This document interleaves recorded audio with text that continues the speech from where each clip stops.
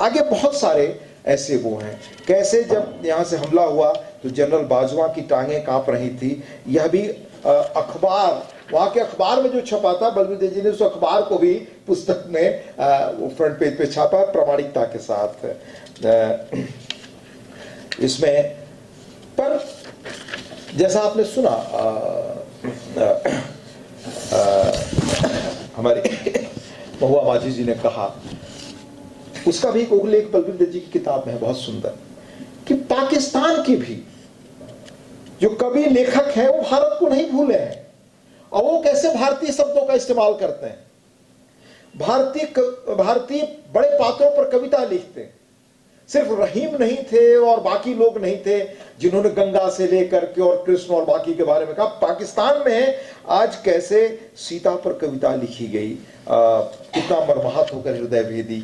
और एक सबी फारूकी ने हिंदू में काल गणना पर कैसी कविता लिखी, वो भी इस किताब में बलबीर दत्त जी ने बहुत अच्छी तरह से दिया है।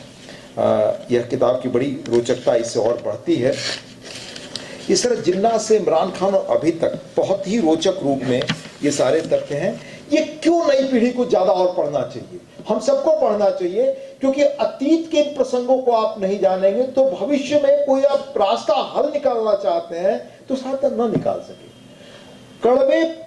कड़वी चीजों को भी इतिहास के आपको जानकर समझकर तैयार रहना होगा कि आगे कैसे रास्ता निकाल सके। और आगे रास्ता मेरी दृष्टि में दोनों देश की जनता समझे, अपने लिए रास्ता निकाले कि कैसे हम एक बेहतर भविष्य बना सकते हैं। याद रखिए, आज की दुनिया दो ही चीजों से चल रही है।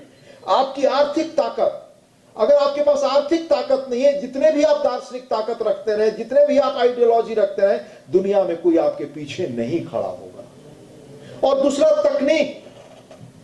आज जो पाकिस्तान के अंदर संकट है, विपन्नता से लेकर अन्य के लिए जो आप लंबी लंबी लाइनें मीलों देखते हैं, वो चाहे उनकी हो हमारी हो, ये इसी मुल्क से गए लोग हैं, ये सबको समान पीड़ा देती है।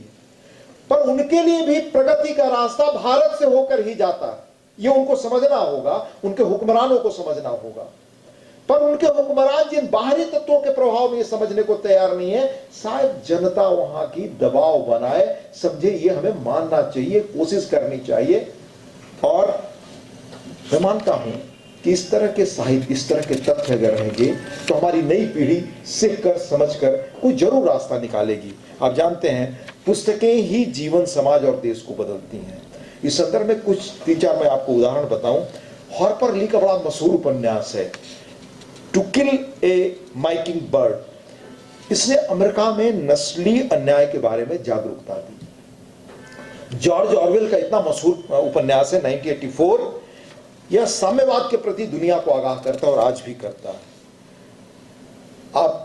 मैं ऑस्ट्रिया गया था 2 बार पहले गया, जब राजनीति में नहीं था तब भी गया था पहले।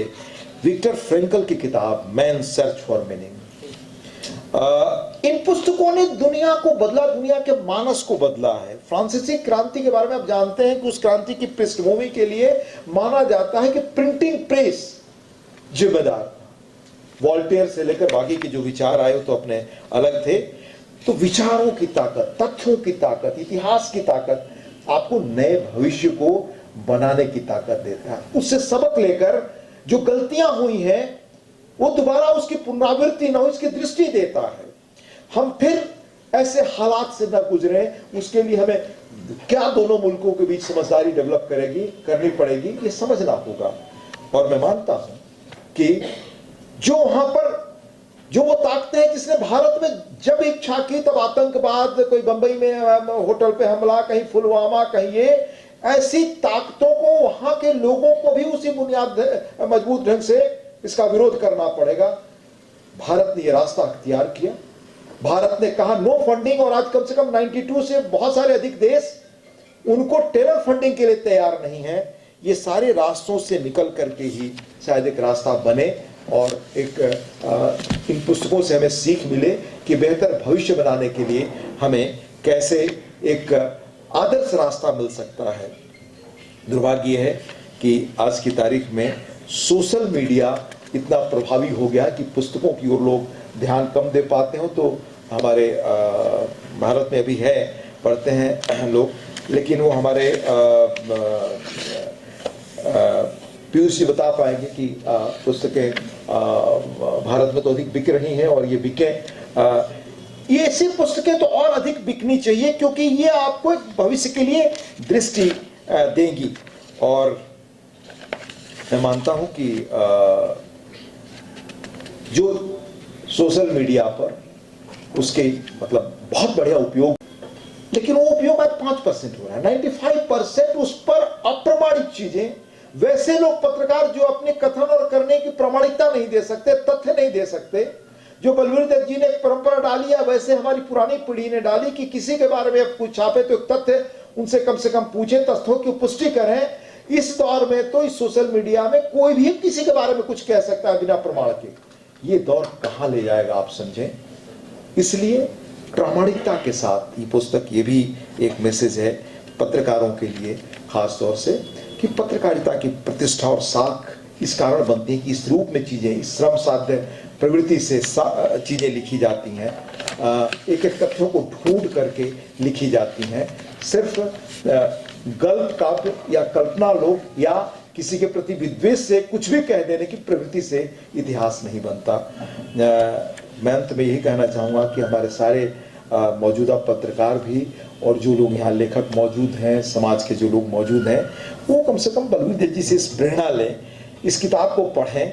प्रेरणा मिलेगी कि एक पत्रकार का काम कितना महत्वपूर्ण होता है, तथ्यों को लेकर, भाषा को लेकर पत्रकार कितना सजग होता है। अगर पब्लिक डोमेन में चीजें लानी है जिसका भविष्य पर असर होने वाला है, तो उसके लिए किस तरह से हमारा प्रयास होना चाहिए। बलवीर दत्त जी को पत्रकारिता के लिए, इस तरह के काम के लिए ही देश में वरिष्ठ नागरिक सम्मान पद्मश्री मिला है, क्योंकि बलवीर दत्त जी इतने सजग हैं, इस रूप में काम किया है, दशकों तक ऐसा परिश्रम किया है अपने पेशे को लेकर, पेशे की प्रतिबद्धता के प्रति समाज ने उन्हें यह सम्मान दिया है। एक बार पुनः मैं उन्हें बधाई देता हूं, और भाभी इंदु जी को भी मैं बहुत बधाई देता हूं कि बलवीर दत्त जी के इस श्रम साध्य काम में उनका बड़ा योगदान रहा है। आप सबने धैर्य से सुना, मुझे पीयूष जी आपने निमंत्रित किया, इसके लिए बहुत बहुत धन्यवाद। और बलवीर दत्त जी के किसी कार्यक्रम में होना तो मेरे लिए आदेश की तरह होता है, इसलिए भविष्य में और अधिक लिखें, मुझे रहने का मौका मिले, ये मैं कामना, उनके आदेश का पालन करूंगा। बहुत बहुत धन्यवाद।